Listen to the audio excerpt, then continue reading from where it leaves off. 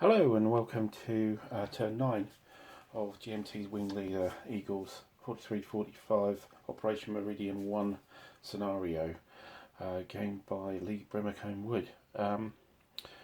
Right, so we're into the bombing phase in its entirety this turn, and I think that's pretty much most of the game now.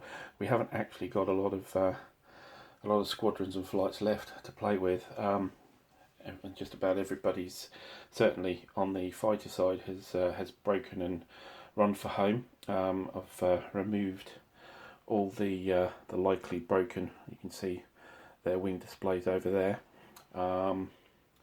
Got a couple left here because they're really in the thick of things, so I thought I'd just leave them. But we stripped these out. Sorry, don't strip these out because these are bombers actually. I did strip out the other ones. And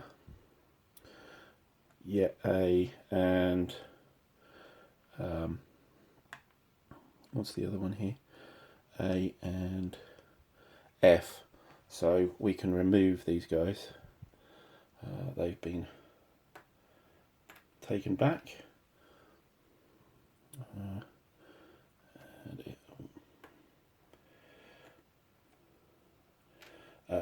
So we can get rid of those. So as you can see, we have the grand total of 2 interceptors left on the Japanese side. This Ki-44 Shoki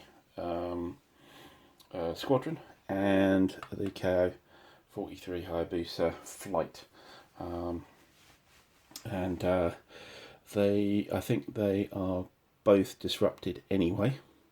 On the bomber side, we have a Avenger which has completed its steep angle dive yesterday, but last turn with no result.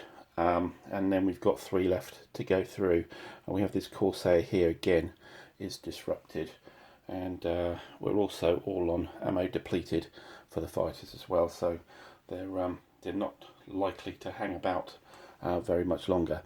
So anyway, no setup phase. On the tally phase, O has tallied R here. So, however, R is broken. So other than taking out a few more bombers, that's kind of job done. We have, it's in the same square as S, but S is also broken. D is on R as well. But however, these guys are likely to be diving and bombing this turn and going through this barrage, so maybe it's not really a priority here. This will move 2, however, S and R here will be bombing this refinery. T is bombing that refinery. Oh, you can't see it on there. So yeah, S and R here bombing this refinery square, and T's bombing that refinery square, I've decided. And so even S here with 2 movement points, 1, 2 diving gives us 3, and 3 gives us half 1, so that's 3 spaces and can bomb as well. So I think we might as well keep the tallies with those fighters, but they're not going to follow them down. I think possibly we might head off in this direction to see the bombers coming out of their dives. Now, it's with bombing with raider sides with bombers, they do have the ability to go off this this side, even though that's the Japanese side of the board. If as long as they're part of that scenario, if you see what I mean. So it's likely that these guys are going to head off that way. So I think the Japanese will head off down there. They're quite happy, I think, to have R as a tally. It's effectively just something to be able to see. Difference here though is the Corsair hit H on sweep. So with sweep, he's going to just keep going, or he's going to go and return to base.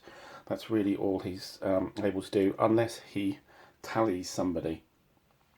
And of course he's in front, so this Corsair will attempt to tally this KR-43 here, which is 1, 2, but there's also a +2 on the dice because it's behind, so this is going to be a little difficult for us to manage here. I don't believe there's anything else. Nobody else has tallied the squadron. Yeah, it's sorry, -2 on the dice. So we need greater than a 2, and it's -2 on the dice. We actually get a 5, which is good enough. That's a 3, which is greater than 2. So this means that the tally marker for the Corsair H can actually go onto D. So it does actually have a job to do now. Good. Right, so that's all we need to do with the tally. And then moving on to the movement phase. Squadrons move. First will be the bombers. So we will go through the bombing profiles here. So first up, we've got T here. So T will move 1. Actually, what we'll do is we'll move Q first. So Q exiting a barrage is fine. So this will move 1, 2, remove the dive marker. Onto T, we'll go 1, and that's 1.5, 2, 3. T is going to drop its bomb. So we get the bomb marker from here and place it down here. R here will move 1 with a dive, 2, 3, and drop the bomb down here. Where are we? R.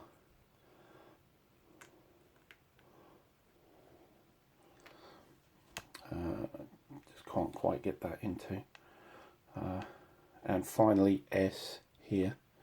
So S, 1, 2, and then +1 movement, 3, and again the bomb drops down here.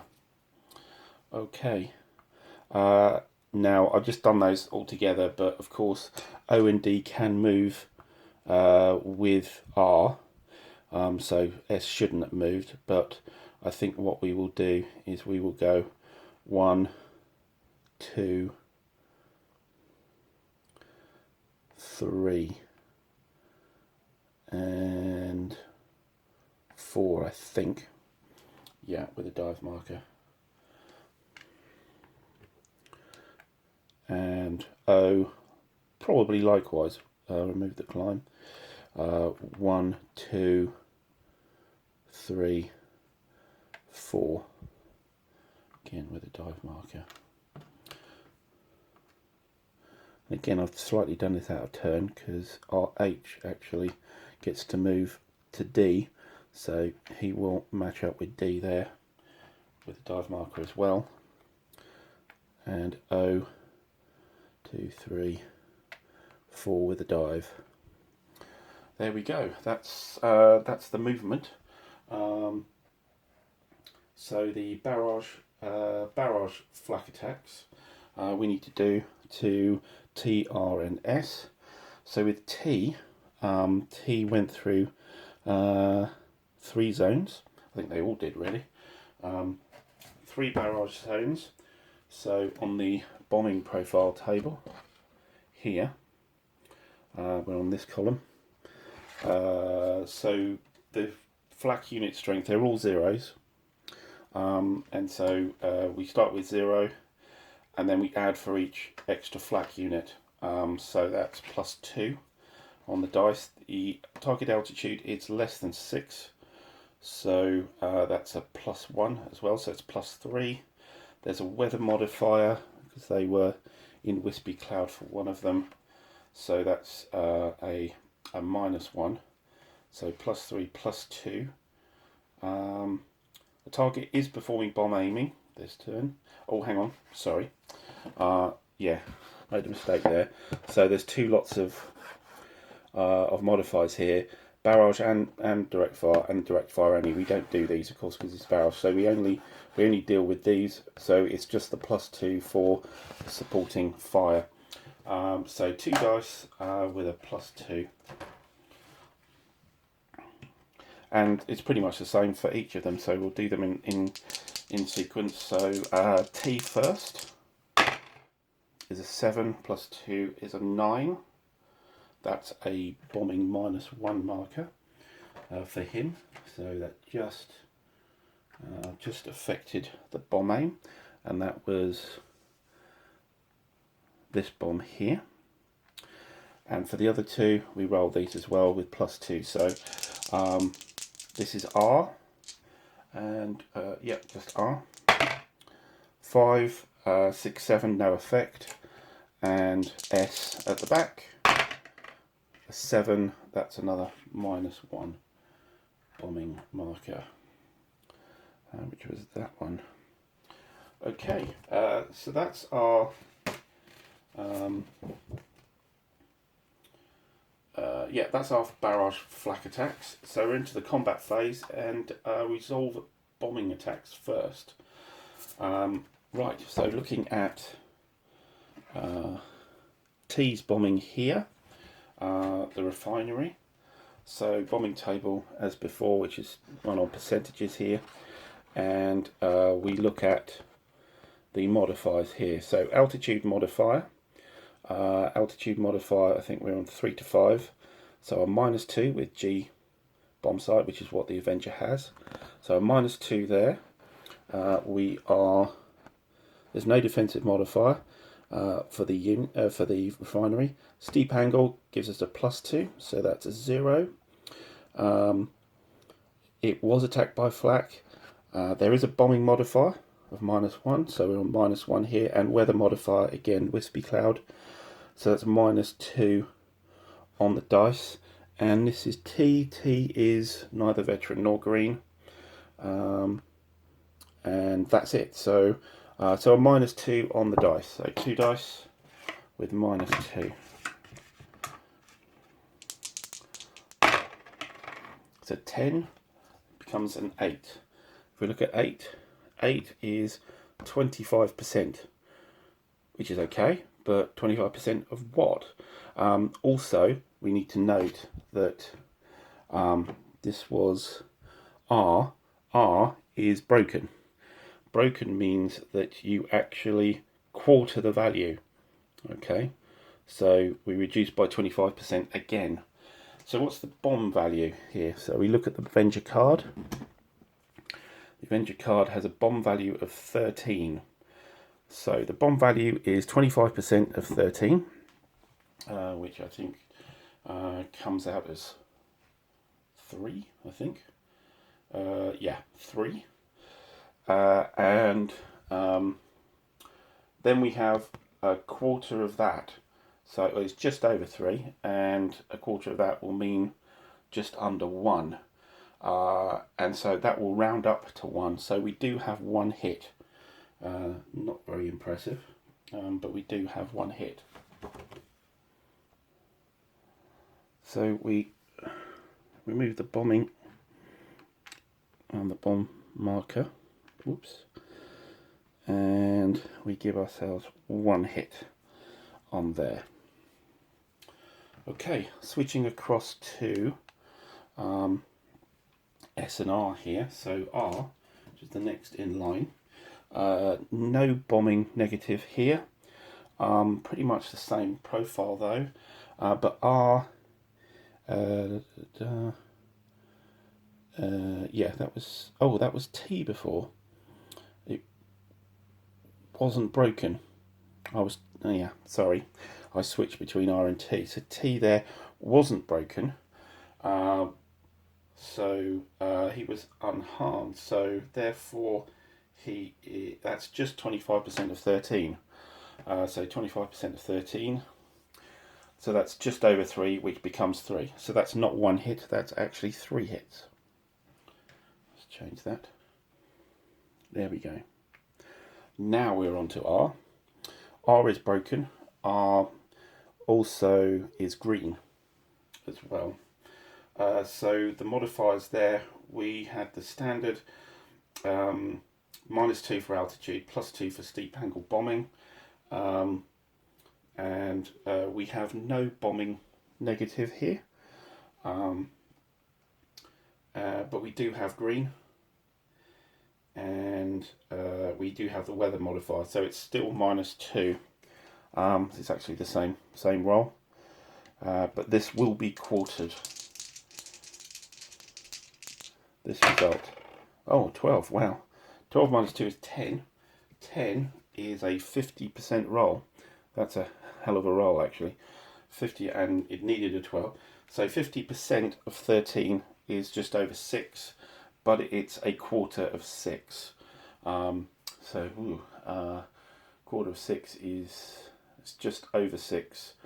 So it's 1.5, I think. Yes. 1.5, which does round up to 2, so that is 2 hits. So 2 hits. I come here and remove that bomb load marker. So 2 hits on that refinery. And finally we have S. S is broken, but not green. But does have a -1 bombing marker. So I think actually it's exactly the same roll, just -2. But we do quarter the result. That's a 7, it's normally great. It becomes a 5, and a 5 is a complete miss, it's 0%. So nothing there. Right, so at the end of the bombing, we've got a total of 5 hits on the refinery. Could be good. I haven't really looked at the victory levels yet, but at least that's something.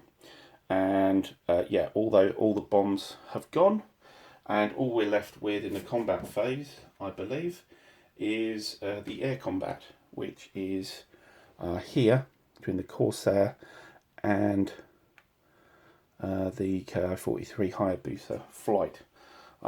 So I don't, as it's one, I don't think I'll set that up. We'll just go straight through it, I think. So the Corsair is the attacker here.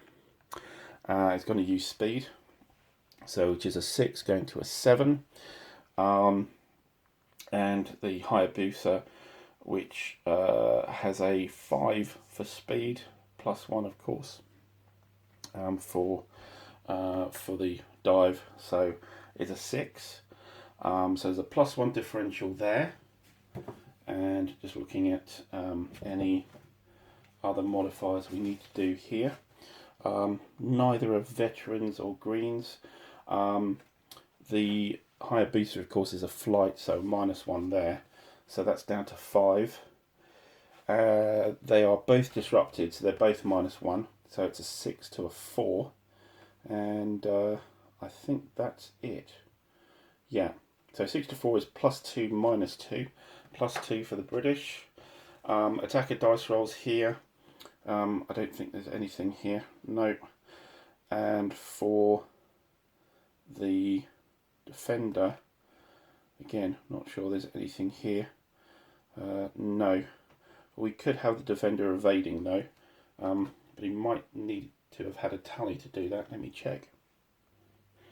Oh no, it's not. It's not about whether it's tally or not. It's whether it's a fast or at least equal to the speed rating, which of course this isn't, so there's no evasion here. So no modifiers, +2 for the British on the +2 table. We have a 7. A 7 for that is 1 hit, and for the Japanese on the -2 table, we have a 9. A 9 on the -2 table is also 1 hit, so both get hit. The Corsair and of course the tally will switch now. So take the D tally and put it on H. So looking at the losses, so the losses caused by the Corsair, it's got a firepower of 2, but I don't think there's anything else to modify. No. So that's +2 on the dice, 1 dice for a hit, and the protection for the Hayabusa is 3-4. So that's definitely a hit. That's a loss on to D here, and the loss back, so that's a protection for the Corsair is 4-5, and the firepower of the Hayabusa is 1. So yeah, just +1. So that's no loss at all. Okay, so cohesion checks. So the loss markers. So for the Japanese D, we have a loss marker now, and it's depleted ammo. So that's -1, -3 for that. -3 on the cohesion table. So the roll here -3. Quite a good roll, but it's a 5. And a 5 is 1 disruption level. And oh, I just noticed. He should have been broken. He couldn't be disrupted because he's a flight. So made a mistake there. Still, well, I'll just go with it. We fired again. Anyway, H. So H has no losses, but is ammo depleted. So -2, but it was attacking, so it's only a -1. So -1 for H is an 8. Goes to a 7. 7 is none. So he does stick around, which is great. It's probably poetic justice, as this should have been broken. D should have been broken anyway. Right, so I'll just mark that to remind myself. Okay. Right, so that's that combat. And then administrative phase. What can we do with the flak? So this heavy flak here was projecting that barrage. It can only do it on that space. So I think if we layer the barrage markers here, then it will at least affect S here. I think that's a good idea. So that's the barrage markers for that, and pretty much that's the turn. So we move on to turn 10. I think we might as well just roll through that on the video here, because we're pretty much at the end here. Done all the bombing. It's all over bar a bit of air-to-air combat. So let's roll with it. Okay, so we will let the Ki-43 escape, I think. Yes, I think we will. Just to, and we'll retrieve the tally from H here. Just for simplicity, because I think this Corsair is going to try and tally this guy to keep him off. That's the last Japanese interceptor here. Just looking at where our wing displays are. We have all our bombers at the bottom here, so I will move them around. RNS is here, Q is in front, and T, who has a completely clear wing display here, would you believe? Nothing phases him. And of course we have O, which is the interceptor at the top with H. So this looks a little bit more normal, or related to the actual disposition of the units. So tally phase. Tally of O, I think we'll try and go for a bomber, and possibly going for T, I think. Yes, so we will try and tally T. We had tallied R, but I prefer T, I think. Yes, so we'll roll there. 1, 2, and it's got +2 on the dice because of the formation. So with a 5, that's fine. It's pretty easy to do. And probably the more important one here, I think, is whether H here can tally tally O. So again, it's in the rear, but it is higher altitude, so the rear view doesn't apply because you can actually look back and up. So this is a 1, and I don't think there's anything particularly modifying it, so anything but a 1, we get a 6. So there is a tally there as well. Okay, so that's the tally phase done because there's only 2 fighters left.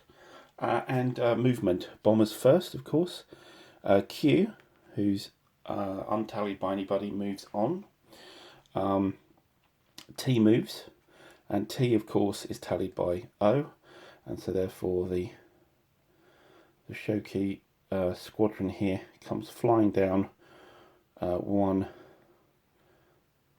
2 on the continued dive to intercept, and then of course the Corsair comes down to try and drive them off.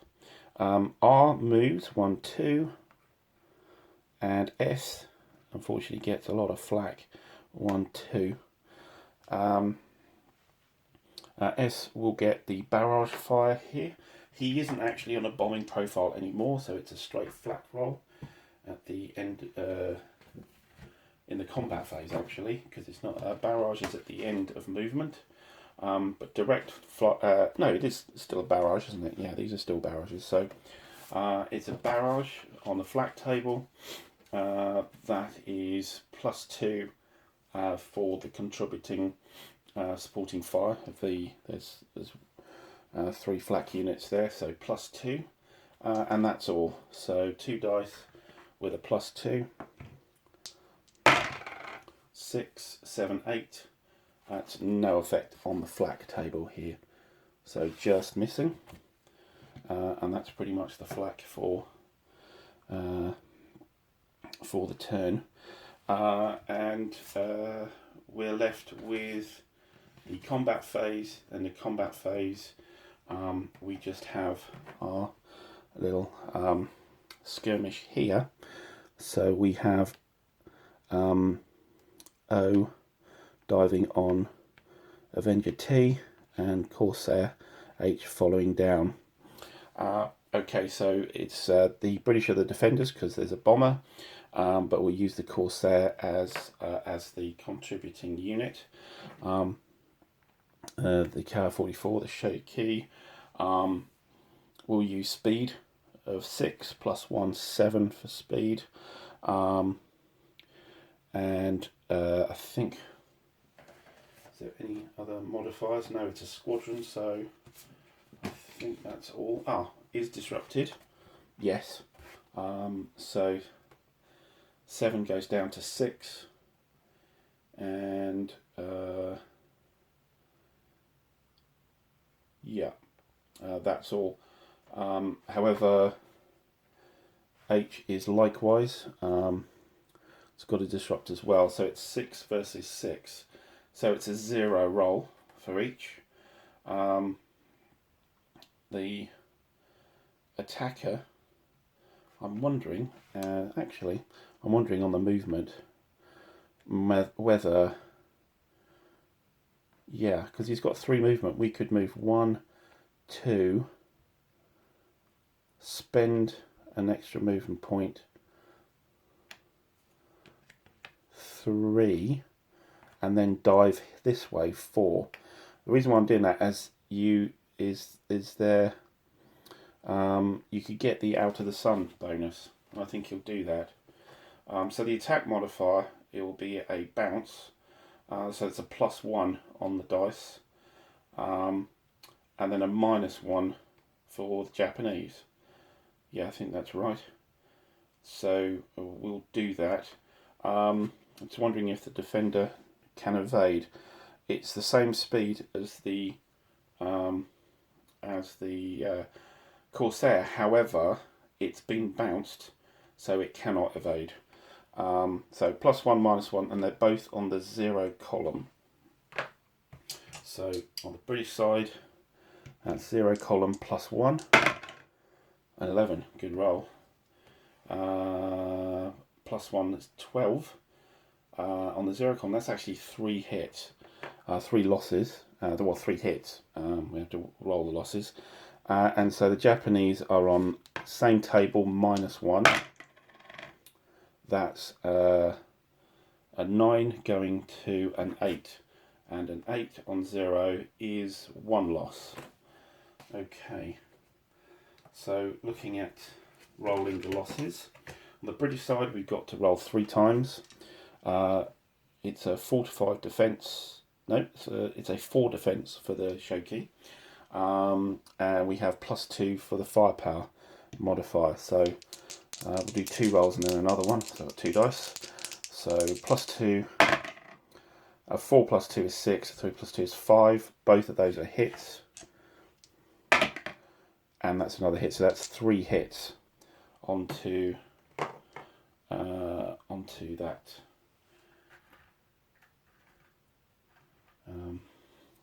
final Shoki squadron. So that's quite a hefty whack there for that squadron to take.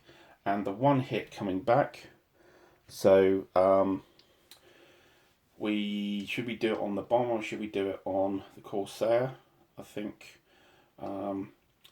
possibly on the Corsair. I think now no real difference. It's a 4 to 5 protection, and we got +1 for the firepower. So we'll do it on the Corsair, and that's a 3 going up to a 4, and that means a straggler. A straggler for H. So very successful bounce by the Corsair there. Cohesion rolls. So for the British, was attacking, hasn't taken a loss. It's depleted ammo, so it's -1 on the dice for the dice roll. It's an 8 going to a 7 and a 7 again. Just not getting a disruption level, so just getting away with it. And we have 3 losses and a depleted ammo marker, so that's -5 for the Shoki squadron. 10, so it's a good roll. 10 -5 is a 5, and that's not going to save it, so that gets us a disruption level, so that is now broken as well. And that's the last Japanese squadron. So essentially, this is because the squadrons are just going to toddle off next turn, and so is the Shoki squadrons are going to move off as well, off its edge to escape. So that's the scenario. So all that's left now really is to add up the points, and let's see how we go. Let me just have a look at that, and I can then give you the results. Right, here we are on counting up victory points. So it's really quite straightforward, certainly for the aircraft. So each loss is worth normally a victory point, or maybe another victory point. Well, effectively you look at the air data cards and see if it's more than 1 victory point, but usually they're all 1 victory points. In this case, the Toryu KI-45s are 1.5 victory points each. So for that stage, we just count up these markers here. So I've done that, and there's actually a loss here on a Toryu. So this column here, there's nothing special about the columns. It's just trying to organise them. We get 5.5 victory points here.